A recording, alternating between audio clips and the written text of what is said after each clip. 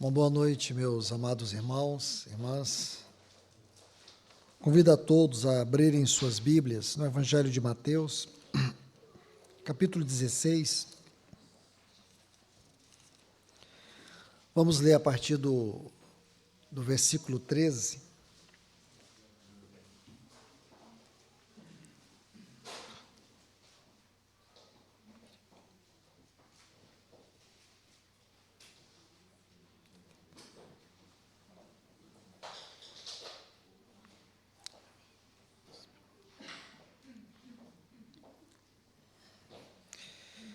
Mateus capítulo 16, versículo 13, a seguir diz: Indo Jesus para as bandas de Cesaré de Filipe, perguntou aos seus discípulos: Quem diz o povo ser o Filho do Homem? Responderam: uns dizem João Batista, outros Elias, outros Jeremias, ou alguns dos profetas. Mas vós, continuou ele, quem dizeis que sou eu? Respondeu Simão Pedro: Tu és o Cristo, o Filho do Deus vivo. Disse-lhe Jesus: Bem-aventurado és, Simão Barjonas, porque não foi carne e sangue quem tu revelou, mas meu Pai que está nos céus. Também eu te digo que tu és Pedro, e sobre esta pedra edificarei minha igreja, e as portas do Hades não prevalecerão contra ela. Dar-te-ei as chaves do reino dos céus, o que ligares sobre a terra será ligado nos céus, e o que desligares sobre a terra será desligado nos céus. Então ordenou aos seus discípulos que a ninguém dissesse que ele era o Cristo. Desde esse tempo começou Jesus Cristo a mostrar aos seus discípulos que era necessário ir a Jerusalém e padecer muitas coisas dos anciãos, dos principais sacerdotes e dos escribas, ser morto e ressuscitar ao terceiro dia. Pedro, chamando-o à parte, começou a admoestá-lo, dizendo: Deus, não permita, Senhor, isso de modo algum te sucederá. Mas ele, voltando-se, disse a Pedro: Sai de diante de mim, Satanás, tu és para mim uma pedra de tropeço, porque não cuidais das coisas de Deus, mas sim das dos homens. Então disse Jesus a seus discípulos: Se alguém quer vir após mim, negue-se a si mesmo, tome a sua cruz e siga-me. Pois quem quiser salvar a sua vida, perdê-la-á. E quem quiser salvar sua vida por minha causa, achá-la-á. Que aproveita o homem se ganhar o mundo inteiro e perder a sua alma? Ou que se dará o homem em troca da sua alma? Pois o Filho do Homem advém a glória de seu Pai com seus anjos, então retribuirá a cada um segundo as suas obras. Em verdade vos digo que alguns dos que estão aqui de modo algum morrerão, até que veja o Filho do Homem vir no seu reino. Vamos a mais um tempo de oração. Amado Deus, querido Pai, no grandioso nome do Teu Filho Jesus é que nós estamos aqui, pedindo a Tua graça, a Tua sabedoria, pedindo a direção do Teu Espírito sobre esta palavra aos nossos corações. Faz-nos ver, Senhor, todas essas verdades que iremos estudar nesta noite, com uma fundamentação espiritual, aquilo que procede do teu coração, aquilo que é a tua vara e o teu cajado para nos conduzir às revelações do Senhor. Nós precisamos da tua ajuda, Senhor. Então pedimos em nome de Jesus, vem e nos ajude. Nos ajude, Senhor, a tocar a vida da palavra, não somente a letra. É o que te pedimos, em nome de Jesus. Amém. Pois bem, meus irmãos, eu quero compartilhar uma palavra com vocês aqui nesta porção do capítulo 16 desse Evangelho de Mateus. Esse capítulo, ele é um capítulo completamente distinto de tudo aquilo que você pode estudar sobre as questões doutrinárias da edificação da Igreja do Senhor Jesus. E por que eu digo isso? Porque aqui nesse capítulo, o nosso Senhor, ele vai colocar aquilo que conhecemos como os 4 fundamentos da doutrina cristã, ou os 4 fundamentos apostólicos da doutrina cristã. Se vocês observarem com todo cuidado, vocês vão ver que o nosso Senhor aqui, ele coloca aquilo que se torna os fundamentos de toda a doutrina apostólica. Quais são esses fundamentos? Cristo, a igreja, a cruz e o reino. As epístolas, elas são um prolongamento dos evangelhos. Então, nós não podemos estudar as epístolas de uma maneira divorciada, separada dos evangelhos. Em especial, aqui neste capítulo, nós vamos encontrar aquilo que nós chamamos das sementes de toda a doutrina cristã. Esses 4 fundamentos são 4 fundamentos doutrinários. E aqui eu gostaria de colocar alguns pontos que aparentemente eles são subsidiários, porém, eles são importantes para nós entendermos como o nosso Senhor, ele vai construir todo esse pano de fundo para nos levar a entender a importância destes 4 fundamentos. Nosso Senhor, ele está completando aqui nesse capítulo os seus 3 anos de ministério. Depois nós temos mais 6 meses, que é quando ele desce do Hermon e ele vai até o Gólgota. Então, nosso Senhor, ele completa esses 3 anos e ele vai até o Hermon. Se você conhece essa região do Hermon, você vai saber que ali existem 4 nascentes. 4 nascentes. Essas nascentes são muito conhecidas, porque são as principais, elas descem do Hermon, talvez eu não vou lembrar de todas aqui, mas é o Hasbane, o Ledã, o Bereguê, e essas nascentes, elas descem ali e formam o lago de Hule, ou então, como alguns gostam de chamar de Chule. Mas o lago de Hule é um lago muito grande. Aí depois, esse lago, ele desemboca no que conhecemos como o Mar da Galileia, ou o Lago de Genezaré, ali na região da Galileia. Aí depois desse lago, desse Mar da Galileia, o Lago de Genezaré, forma-se o Rio Jordão, e ele segue até o Mar Morto. É interessante todo este cenário, porque ali do alto do Hermon, desce essas nascentes, forma o Lago de Hule, depois o Lago de Genezaré, ou o Mar da Galileia, que é um grande lago, e depois o Jordão, e por fim desemboca no Mar Morto. Muito interessante toda essa geografia, há muitas coisas para se aprender aqui, porque o nosso Senhor, ele sobe até essas nascentes do Jordão, e ali o Senhor vai colocar esses fundamentos. Esse cenário todo ele é importante, porque não é só figurativo, ele é instrutivo. Então, nosso Senhor coloca aqui esses 4 fundamentos, porque nós podemos dizer, aqui estão as fontes das revelações doutrinárias: Cristo, a igreja, a cruz e o reino. Meus irmãos e irmãs, nós precisamos ser claros nesses 4 pontos.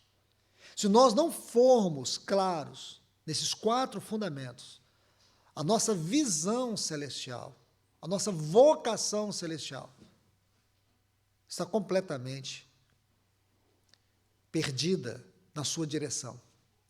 Nós estaremos completamente equivocados em nossa fé, em nossas convicções. Então, nós temos que saber o que, biblicamente, doutrinariamente, é Cristo. O que é Cristo para você? Quando você vê essa declaração de Pedro, tu és o Cristo, o Filho do Deus vivo. Doutrinariamente falando, o que quer dizer Cristo? Você já pensou nisso? De uma maneira muito básica, alguns podem dizer assim, bom, irmão, Cristo aqui é o Messias, é o enviado. É isso que a palavra significa. Eu pergunto, doutrinariamente falando, é isso que essa palavra significa?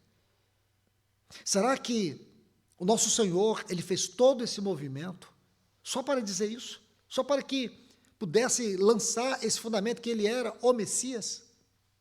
Será que é isso mesmo, irmãos? Então, não estamos falando de algo tão fundamental assim. Não estou desmerecendo Cristo como Messias. Eu estou dizendo, irmãos, que não é isso. Ele não está aqui para poder falar de si mesmo como Messias. Ele não precisava criar tudo isso. Aqui ele está colocando 4 fundamentos. O primeiro é Cristo. O segundo é a igreja. O terceiro é a cruz. E o quarto é o reino. Então, nós vamos com muito cuidado nisso. O que quer dizer Cristo? Vamos começar com esse primeiro ponto. Porque, você veja, numa ponta, nós temos aqui as nascentes do Jordão. E numa outra ponta, nós temos o Mar Morto. E foi por perder estas revelações, estes fundamentos, que o cristianismo se degradou de uma forma que toda essa vida que emana daquelas 4 nascentes evaporou. Porque se você conhece essa região, você vai ver que o Mar Morto é o ponto mais baixo da Terra. Toda essa região, eu falo com propriedade, irmãos, e falo aqui debaixo das mãos do Senhor, porque eu tive o privilégio de estudar ali, de pegar numa ponta e ir até a outra. Então, eu sei exatamente o que eu estou dizendo para vocês. E quando eu estive nesse lugar, foi justamente esta passagem que veio ao meu coração. Que eu pude ver que o Senhor lança os seus fundamentos nos lugares mais altos. Porque eu creio que não entender esses fundamentos é que nos faz viver uma vida cristã de maneira pessoal e congregacional medíocre. Como o Mar Morto. Porque toda essa água que deságua, que forma esse lago, que forma esse rio Jordão, ou que forma esses lagos, e forma esse rio Jordão, evapora. O Mar Morto, se você mergulhar no Mar Morto, você morre. Você morre. Há uma grande concentração de sal ali. E tudo que você colocar no Mar Morto, boia. E para onde vai a água do Mar Morto? Evapora. Por isso que ele chama Mar Morto. Ali não tem para onde, a água do Mar Morto não tem para onde ir. Ela evapora. Mas quando você conhece a história de todo este Mar Morto, você vai ver que nasce dessas nascentes ali no Hermon. E se você estuda como que surge todas essas nascentes, como que essa água se concentra ali, você vai ver que o Hermon é uma cadeia de montanhas. E lá no alto do Hermon, quando o vapor da noite se concentra no alto do Hermon, cria esses flocos de neve que concentra ali no alto. E todos nós sabemos que isso é algo muito curioso, porque é uma região que em determinados períodos do ano é muito quente. Olha o que ocorre. À noite, nessa altura elevada, de quase 3.000 metros, aquela parte alta da montanha, ou daquela cadeia, onde concentra aqueles flocos que congelam ali, que condensam ali, quando amanhece o dia, sabe o que ocorre? Um vento oriental bate no alto daquelas cadeias. E sabe o que ocorre? Uma parte daquele vapor vai derretendo e rega uma área que é muito fértil. Muito fértil. Por isso, no Salmo 133, quando faz referência ao Hermon, porque dali o Senhor ordena a vida e a bênção para sempre. E a outra parte desce. Vem descendo as montanhas e encontra pequenas nascentes, porém desce em grande volume, que vai se avoluma com essas nascentes e desce para depois formar o lago de Hule, o lago de Genezaré, o Jordão e depois o Mar Morto. É uma geografia única no mundo. E não é curioso que lá no alto, o nosso Senhor, ali nessas 4 nascentes, ele coloca esses 4 fundamentos. Então todo esse cenário precisa ser para nós uma revelação profunda de Deus. Aquilo que ele quis nos dar por meio do seu Filho. O que é Cristo? O que significa doutrinariamente Cristo? Vamos lá. Colossenses, o capítulo 2 e o versículo 2. Abra sua Bíblia, por favor. Vamos começar a entender o que significa doutrinariamente Cristo. Colossenses, o capítulo 2 e o versículo 2. Se você observar, no versículo 1, Paulo vai fazer uma exposição interessante. Ele diz assim: pois quero que saibais quão grandemente me esforço por vós, e pelos que estão em Laodiceia, e porquanto não têm visto o meu rosto em carne. Agora veja, para que os seus corações sejam confortados, estando unidos em amor, para conseguir todas as riquezas de plena certeza do entendimento, para reconhecerem o mistério de Deus, Cristo. Então, como Paulo trata esse assunto Cristo aqui? Ele diz que Cristo é um mistério. E não é um mistério qualquer. Cristo é o mistério de Deus. Aqui há algo muito especial. Cristo é o mistério de Deus. Se você estuda a Epístola aos Colossenses e você estuda a Epístola aos Efésios, você vai ver que essas 2 epístolas, elas têm uma mística. Efésios tem 155 versículos. Dos 155 versículos que temos em Efésios, 75, mesmo que de maneira condensada, nós encontramos. Dos 155 versículos que é em Efésios, nós vamos encontrar em torno de 75, mesmo que de forma condensada, aqui em Colossenses. E se você estuda aqui a Epístola aos Efésios, você volta aqui no capítulo 3, e você vai ver a parte final do versículo 4, vai falar que o mistério, vai falar sobre o mistério de Cristo. Então, Efésios 3, 4, vem a última frase, o mistério de Cristo. Colossenses 2, 2, o mistério de Deus. E você vai descobrir que essas 2 epístolas, elas vão falar desses 2 mistérios. O mistério de Deus é Cristo. E vai falar do mistério de Cristo em Efésios. E o mistério de Cristo em Efésios, nesse capítulo 3, você vai descobrir a igreja. A igreja é o mistério de Cristo. E Cristo é o mistério de Deus. Mas isso em si ainda não responde essa pergunta. O que é doutrinariamente Cristo? Nós não queremos uma definição do nome Cristo. Nós queremos a doutrina daquilo que é Cristo. Então vamos ler mais alguns versículos. Apocalipse capítulo 10 e o versículo 7. Apocalipse capítulo 10, o versículo 7, diz assim: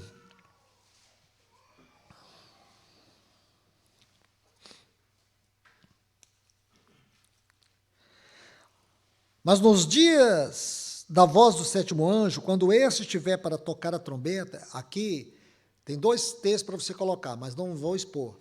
1 Coríntios capítulo 15, a partir do versículo 50, e 1 Tessalonicenses capítulo 4, a partir do versículo 13 até o versículo 17. Então, você vai entender um pouco mais sobre este 7º anjo quando estiver para tocar a 7ª trombeta. Então se cumprirá o mistério de Deus, segundo ele anunciou aos seus servos os profetas. Então diz que quando o anjo tocar a 7ª trombeta, vai se cumprir o mistério de Deus. O mistério de Deus. E que mistério é esse? Ainda não temos a resposta. Mas é importante ler esses textos. Porque nós estamos falando de uma exposição doutrinária. Uma exposição doutrinária, ela precisa ser fundamentada com textos. Você não pode extrair nenhum princípio prático ou mesmo doutrina baseada em um texto. Muito cuidado com isso. É por conta desse tipo de colocação que nós temos tantas heresias e práticas estranhas no meio do povo de Deus. Estamos construindo, estamos fundamentando o ensino. Então, quando houver o toque da 7ª trombeta, o que vai acontecer? O mistério de Deus será revelado. Então, vamos colocar mais um texto aqui. Capítulo 11, versículo 15 aqui de Apocalipse.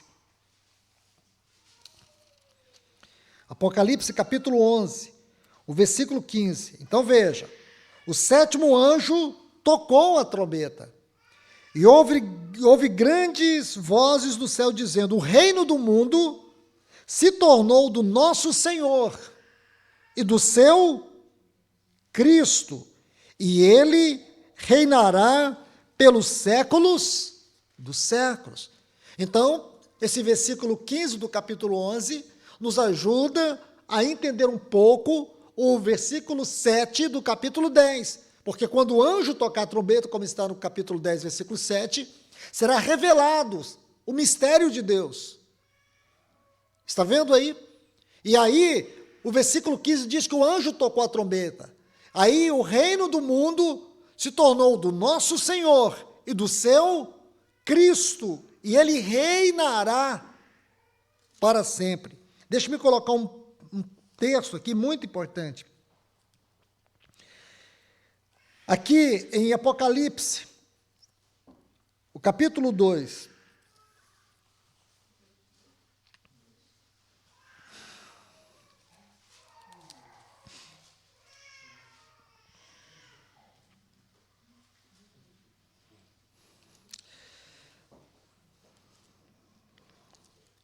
Apocalipse, capítulo 2, diz assim: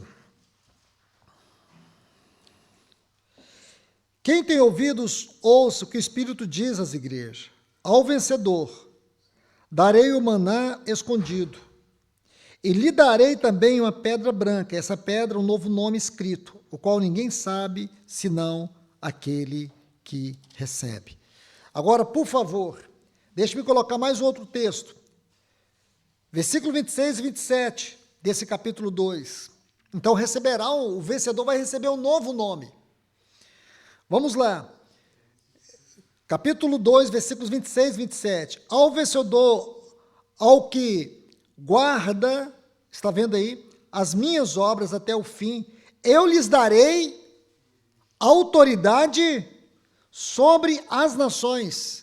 Está vendo? Esse texto faz uma clara alusão ao versículo 15 do capítulo 11 de Apocalipse. E ele as regerá com vara de ferro, quebrando-as como são quebrados vasos de oleiro, assim como eu recebi de meu Pai. Está vendo aí? Então, o reino do mundo se tornou do nosso Senhor e do seu Cristo.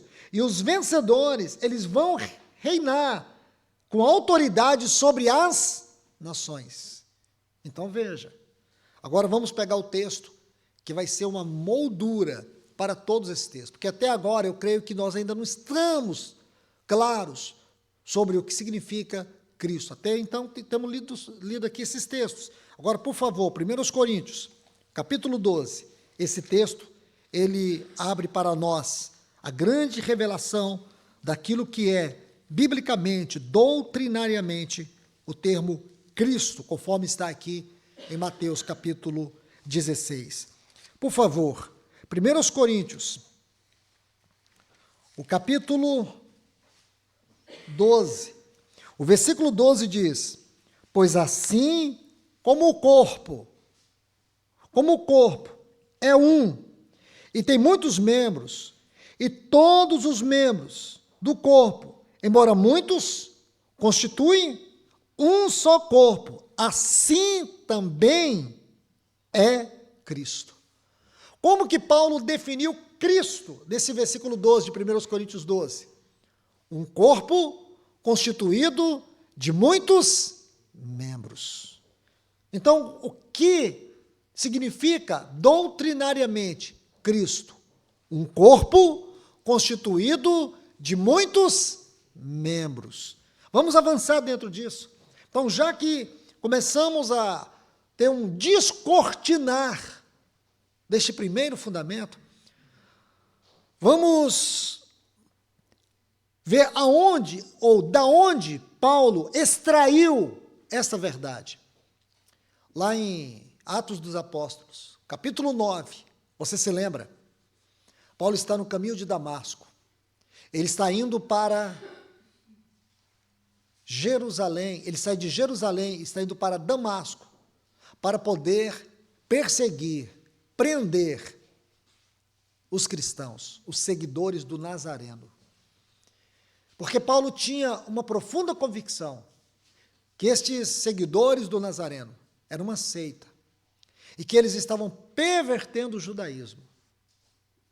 Então, tendo esta consciência, possuindo cartas com autoridade, Paulo agora vai para essa grande missão. E quando ele está no caminho para Damasco, uma luz vem sobre ele e o coloca por terra. Ele cai do seu cavalo, ele é jogado ao chão. E nesse momento ele fica cego. E vê uma voz que diz assim para ele: Saulo, Saulo, por que me persegues? Esse me aqui, irmãos, é o grande mistério que abre para nós a grandiosa revelação daquilo que é Cristo. Me persegues. Porque para Saulo, Cristo estava morto e sepultado em Jerusalém.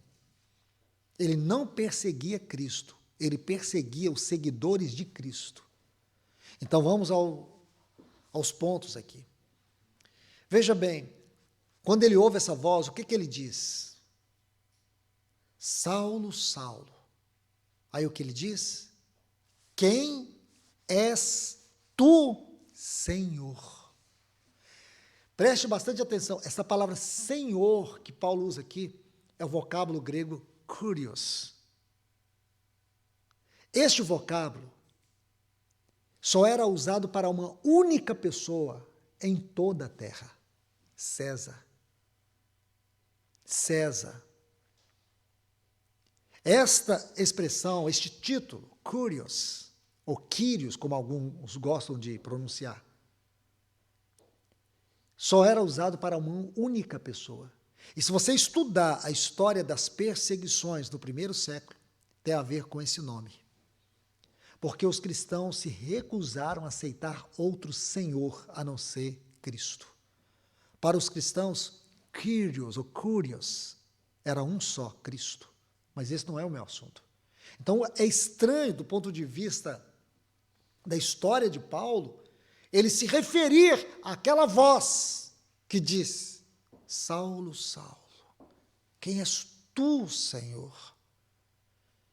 Porque para ele, que era, como ele diz lá em Filipenses, perseguidor da igreja, para aquele homem que tanto perseguiu a igreja, ele vai dar um testemunho dizendo que ele era fariseu dos fariseus.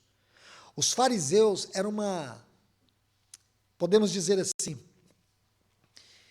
era um ramo do judaísmo que eles interpretavam a lei no sentido mais radical da palavra. Eles eram extremamente zelosos. Então ele usa essa palavra até num sentido pejorativo, quando ele vai falar de si mesmo. Dos fariseus, eu era o mais fariseu. Ele quis dizer assim, daqueles que se colocavam como zelosos e radicais na revelação e na aplicação da lei, eu era muito mais. Então Paulo se coloca como uma pessoa extremamente zelosa. Ele jamais iria se referir a qualquer pessoa como Kyrios, que não fosse o próprio Deus. Então, naquela hora, é como se, repentinamente, houvesse um esvaziamento na sua vida e aquela voz tivesse transpassado o coração dele. Ele estava arrasado, ele estava esmagado. Aquela escolta, aqueles soldados que estavam com ele, Paulo, ele estava completamente embaraçado. Ele estava completamente moído pelo poder daquela luz e pelo poder daquela voz. Saulo, Saulo, por que me persegues? ele pergunta: quem és tu, Senhor? A resposta é mais assustadora do que as primeiras palavras e do que aquela luz que o derrubou. O Senhor Jesus responde assim: Ego eimi Yeshua. Ego eimi, eu sou. Eu sou. Meus irmãos, escute bem. Como eu disse, Paulo era um fariseu zeloso, radical na interpretação da lei. Como um judeu radical, só havia uma única pessoa que poderia se autodenominar eu sou, aquele do capítulo 3 do livro de Êxodo. Quando Deus se encontra com Moisés, ele diz para Moisés: eu sou o que sou. De maneira que os judeus jamais conjugavam o verbo na primeira pessoa do indicativo. Um judeu zeloso, ele nem ousa falar isso. Eu sou. Por quê? Porque para os fariseus, para aqueles que eram zelosos, o eu sou só um. Quando ele ouve o nosso Senhor dizer assim: eu sou Jesus. Meus irmãos, se vocês puderem meditar nisso, vocês vão ver que cada frase causa em Paulo um estrondo maior, um esmagamento mais profundo. Primeira frase: Saulo, Saulo. Segunda frase, que eu gostaria de chamar a atenção: eu sou Jesus. A terceira é muito mais estrondosa do que as outras primeiras: a quem tu persegues. Porque ali ele viu que quem toca na igreja de Cristo, toca em Cristo. E que Cristo e a igreja formam um corpo. O cabeça está no trono e o seu corpo está na terra. Isso significa Cristo. Cristo é um corpo constituído de muitos membros. Meus irmãos, para aqueles que dizem que Pedro é a rocha onde a igreja é edificada, este primeiro fundamento, ele destrói esta heresia. Porque no entendimento cristão, bíblico, sobre o que é a igreja, ela tem as suas raízes aqui, nesse conceito. Eu sou Jesus, a quem tu persegues. Tu és o Cristo. Aí o Senhor vai dizer para ele: sobre esta rocha. Porque a palavra Pedro, a palavra Petros, do grego, é torrão. E se você estudar, se você tiver uma chave linguística fiel ao texto original, você vai ver que quando o nosso Senhor diz assim: mas sobre esta rocha, ele não está falando de Pedro, ele está falando dele. É como se ele dissesse: tu és Petros, tu és um torrão, mas sobre esta rocha, a palavra rocha aqui é uma outra palavra. Ele está falando dele mesmo. Eu edificarei a minha igreja. Está vendo aí? Então, este é o primeiro ponto, irmãos. O novo homem, da nova criação, o que está lá em Efésios, capítulo 4, versículo 24. Criasse nele mesmo um novo homem. Esse novo homem é Cristo cabeça, que está no trono, e o seu corpo que está na terra. Amados, irmãos e irmãs, nós precisamos ser claros quanto a isso. Porque se nós não somos claros, nossa visão de igreja, ela está completamente equivocada.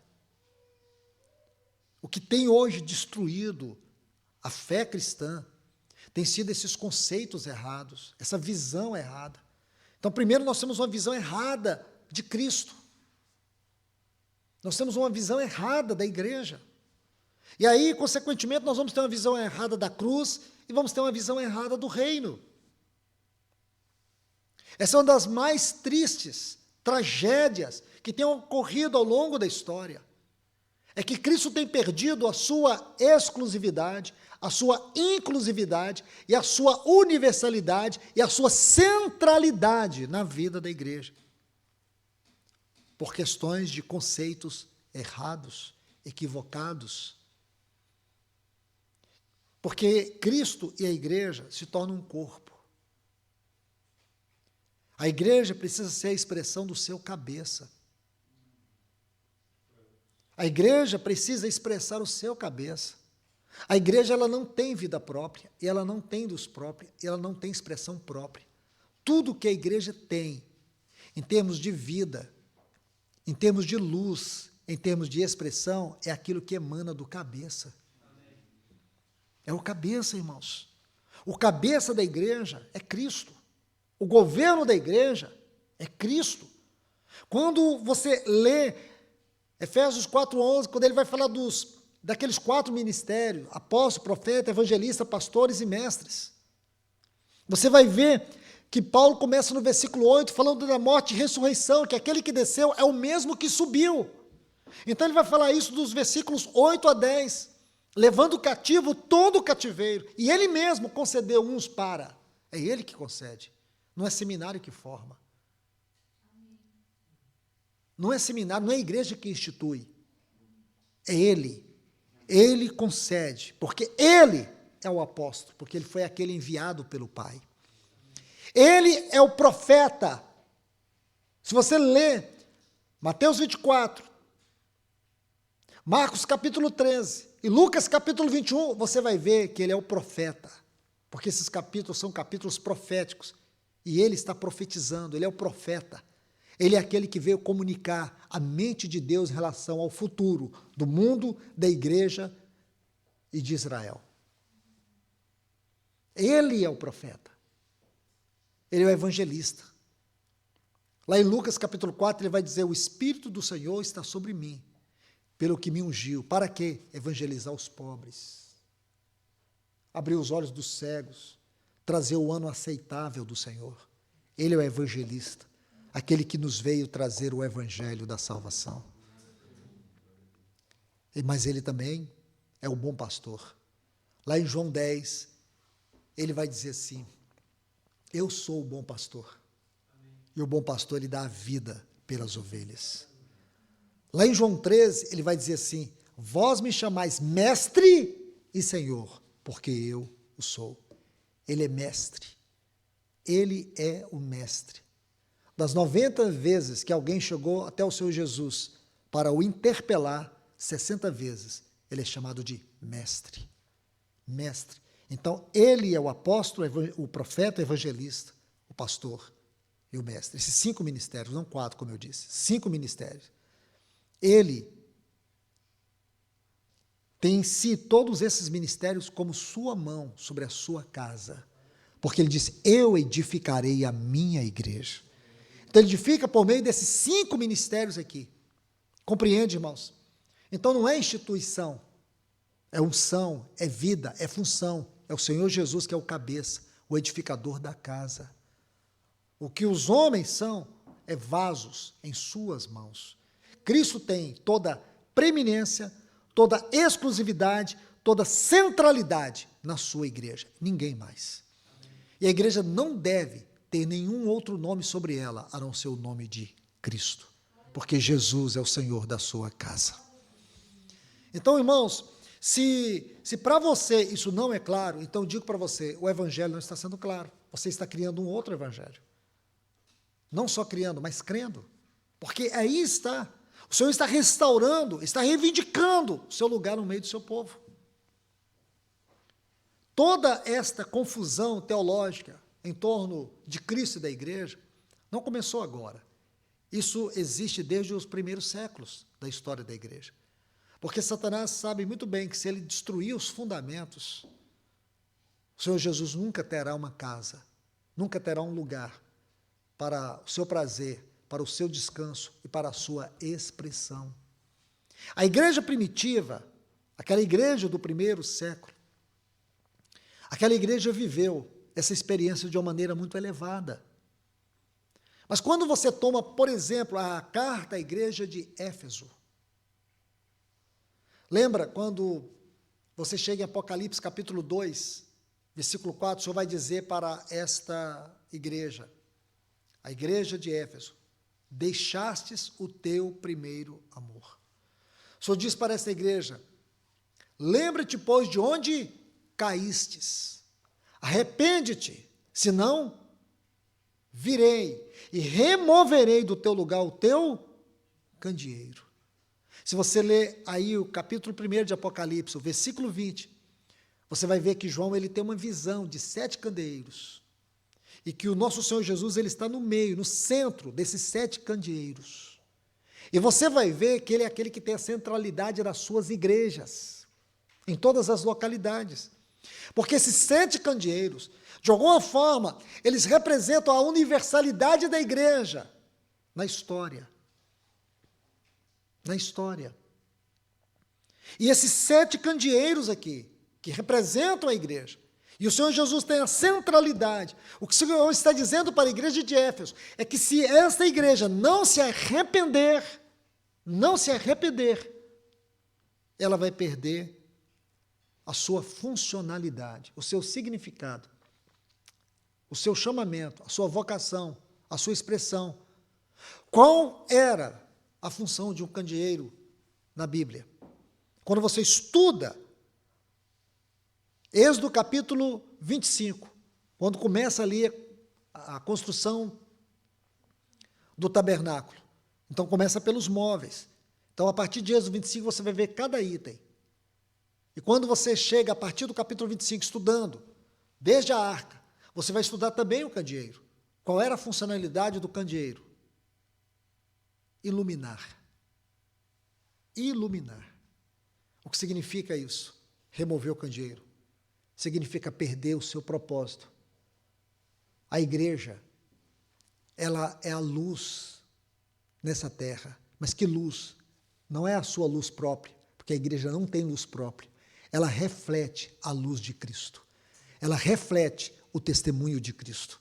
A igreja não é a luz no sentido da origem, ela é a expressão da luz, porque a verdadeira luz é o nosso Senhor Jesus Cristo. Então, o que a igreja faz? Ela expressa essa luz. Quando o Senhor remove o candeeiro, é como se o Senhor estivesse dizendo: apagarei a tua luz, você estará em trevas. Então, é isso que nós precisamos atentar. Quando você estuda esse versículo 4 de Apocalipse capítulo 2, você fica se perguntando: como foi possível isso? Meus irmãos, a igreja de Éfeso é uma igreja muito importante na história bíblica. E por quê? No Novo Testamento, deixa eu dizer para vocês, 19 capítulos do Novo Testamento são dedicados à história da igreja de Éfeso. 19 capítulos. 19 capítulos. É dedicado à história da igreja de Éfeso. Se você começar a estudar a partir de Atos dos Apóstolos, capítulo 19, quando o evangelho chegou em Éfeso,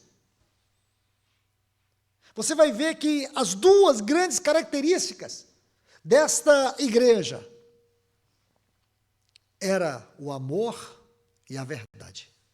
Os dois fundamentos desta igreja de Éfeso era o amor e a verdade.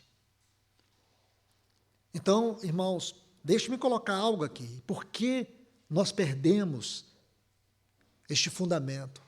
Porque o inimigo, muitas vezes, nos tira desse fundamento. E eu preciso colocar isso para vocês, porque é sério. Porque o que Deus está fazendo nesse tempo? Ele está fazendo aquilo que ele fez no tempo de Neemias. Lembra? No tempo de Neemias, esse livro de Neemias é muito importante. Deixa eu dizer para vocês algumas coisas rápidas sobre este livro. Por que o livro de Neemias é muito importante? Porque esse livro conta a história do povo de Deus no final de uma dispensação. Você pensa, mas o que isso tem a ver? Porque na dispensação seguinte, a história subsequente, a história de Neemias na Bíblia, qual que é, irmãos? É a história que está lá no capítulo 2 do livro de Lucas. Então você termina o livro de Neemias, aí você sabe que há um período interbíblico de 400 anos, não é verdade? Então, mas biblicamente falando, Qual que é a história subsequente à história de Neemias? É que está lá no capítulo 2 de Lucas. Um pequeno remanescente à espera do Messias, e o Messias desce para aquele remanescente. E o que isso tem a ver conosco? Tudo.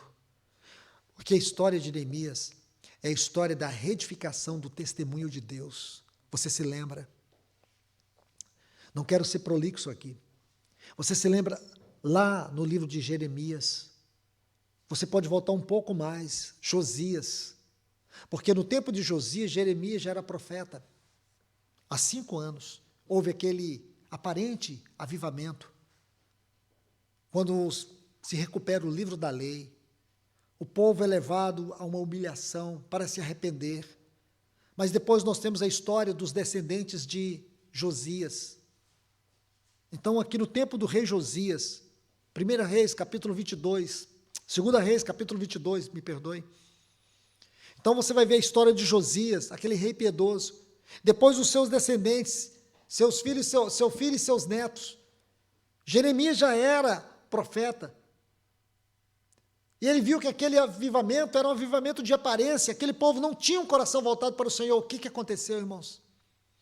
Jeremias passou 40 anos tentando levar aquele povo de volta para Deus. Ele não foi ouvido, suas mensagens não foram consideradas.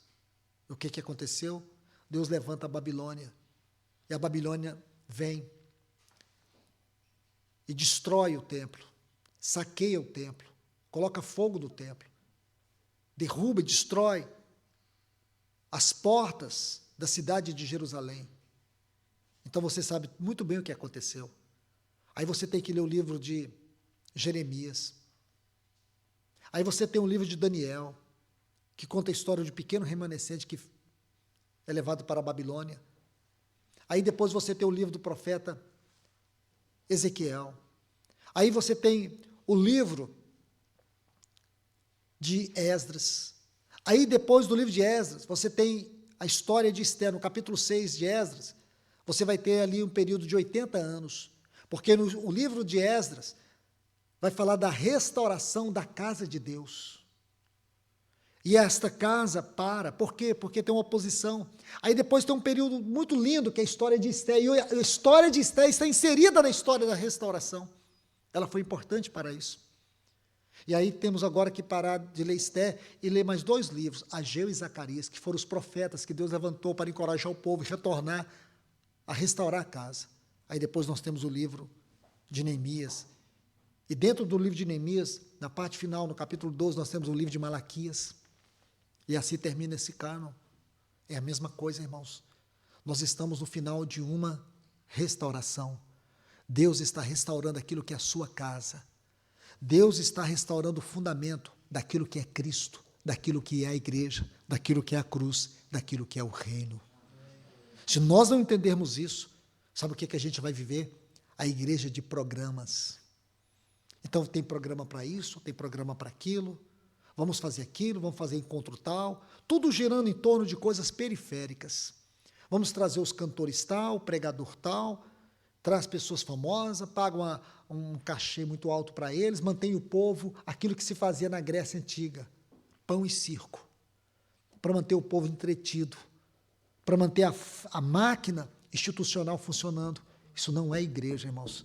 Nós precisamos nos envolver com aquilo que Deus está envolvido. Deus está restaurando a sua casa, Deus está restaurando o seu povo, porque assim como no capítulo 2 do livro de Lucas, nosso Senhor Jesus está voltando para a sua igreja. E Ele tem que encontrar essa casa restaurada. Você compreende isso? Foi o que aconteceu, irmãos. O alerta aqui com a igreja de Éfeso. Essa igreja que tinha esses fundamentos, como eu disse, 19 capítulos. Quando você chega no capítulo 20 do livro de Atos, então Paulo vai colocar uma advertência muito severa para aqueles presbíteros, para que eles atendessem por eles, cuidassem deles, e do rebanho, qual o Espírito Santo os havia constituído como bispos, para que eles pudessem pastorear a igreja de Deus que ele havia comprado com seu sangue. Aí ele diz, eu receio que depois da minha partida, lobos vorazes ataquem o rebanho e façam discípulos para si.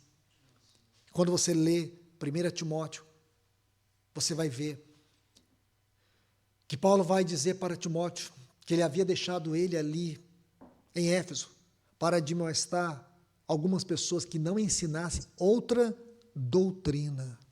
O que quer dizer, irmãos? Os fundamentos estavam sendo retirados, removidos. A primeira coisa que Satanás faz numa igreja é destruir a verdade, é destruir a comunhão. Amor é uma outra palavra para definir para nós o que é comunhão. Comunhão e amor são os mesmos termos naquilo que nós podemos entender do sentido do que é Deus. Deus é uma comunhão de 3 pessoas.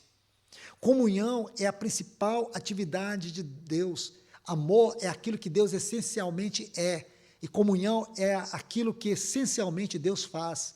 Isto é, tudo que Deus faz, Ele faz no fundamento da comunhão. Comunhão é a principal atividade que reside, que existe na Trindade. Não tem outra coisa que Satanás batalhe tanto, como ele batalha para destruir a comunhão do povo de Deus. E o que é comunhão? Comunhão é aquilo que Deus é. Comunhão é a principal atividade de Deus. Em 1 Coríntios, capítulo 1, versículo 9, diz que nós fomos chamados à comunhão do Filho de Deus. Nós não fomos chamados para uma amizade institucional, uma amizade de afinidade. Nós somos chamados para desfrutar entre nós a comunhão daquilo que é a Trindade. No capítulo 17 do Evangelho de João, nosso Senhor Jesus, ele fez a maior oração de todo o tempo. Aquela é a maior oração da Bíblia. Aquela é a maior oração que existe.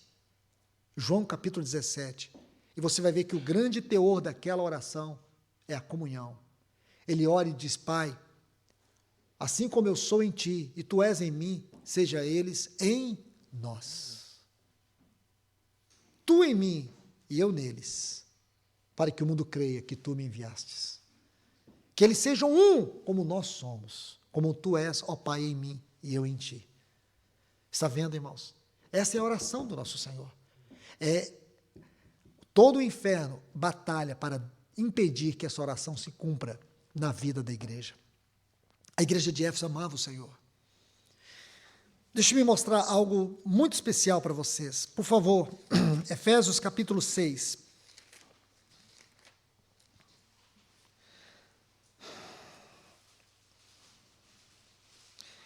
O versículo 24, Efésios 6, 24, diz assim: a graça seja com todos os que amam o nosso Senhor Jesus Cristo, com amor.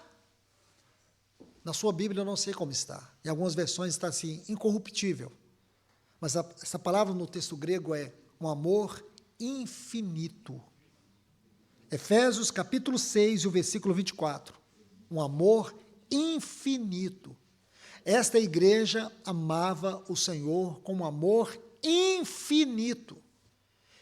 E agora, quando você chega no capítulo 2 de Apocalipse, o versículo 4, o Senhor diz que esta igreja havia abandonado este amor. O que aconteceu, irmãos? Essa igreja não ama mais com este amor. Ela deixou esse amor esfriar. Deixou este amor esfriar. Isso é muito sério.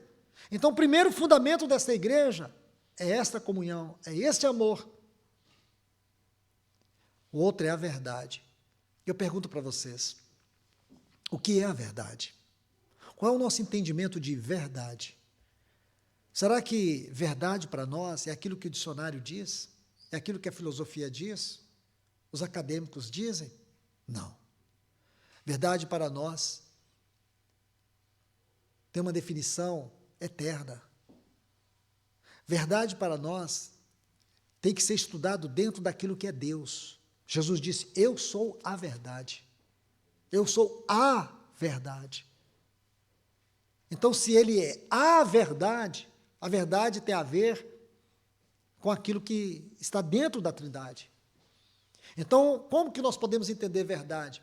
Verdade, em primeiro lugar, é o conhecimento que Deus tem de si mesmo. E quando Deus se conhece a si mesmo, ele se conhece perfeitamente. Ele se conhece plenamente. E quando Deus se conhece perfeitamente, plenamente, brota dele, flui dele, uma imagem que é igual, que é semelhante a Ele mesmo. Essa imagem que flui dele, que é semelhante a Ele mesmo, é o seu Logos. Por isso que João diz assim, e o verbo, o Logos, se fez carne. E esse Logos, ele se fez carne, cheio de graça e de verdade. Está vendo? A verdade tem a ver com o Logos de Deus. É essa verdade que nós proclamamos. Esta é a verdade da igreja. Era esta comunhão e essa verdade, os dois fundamentos dessa igreja. Então, como que Satanás faz, irmãos? Ele vai destruindo a comunhão, ele vai destruindo a verdade. E, consequentemente, nós perdemos aquilo que é Cristo. Nós perdemos aquilo que é a igreja. Compreende? Perdemos aquilo que é Cristo e, consequentemente, perdemos aquilo que é a igreja. Toda a nossa deficiência em relação à igreja constitui da nossa deficiência, da nossa visão de Cristo, daquilo que é Cristo. Sem esse entendimento, irmãos, a única coisa que a igreja pode fazer para sobreviver é se tornar uma instituição, é criar liturgias, estatutos e viver em conformidade com os estatutos. Nós precisamos viver em conformidade com a palavra de Deus. Nós precisamos viver em conformidade com o fundamento que é Cristo. É isso que sustenta e tem sustentado a igreja até aqui. E é isso que Deus trabalha hoje para recuperar no meio do seu povo. Nós vamos terminar por aqui, vamos ter uma outra palavra. Então vamos orar. Logo mais nós vamos retornar aqui para dar continuidade. Pai, no nome de Jesus, nós te agradecemos, Senhor, por esse tempo que nós tivemos aqui. Pedimos a tua ajuda, pedimos que o teu Espírito venha cravar dentro de nós estas palavras. Abra os nossos olhos, abra os nossos ouvidos, abra o nosso coração com a tua voz, que nós venhamos entender este glorioso fundamento, Cristo, o mistério de Deus. Cristo, este o cabeça da igreja, aquele que deve ter entre nós toda centralidade, toda inclusividade e toda a glória. Nos ajude, Pai. Nós te pedimos em nome de Jesus. Amém.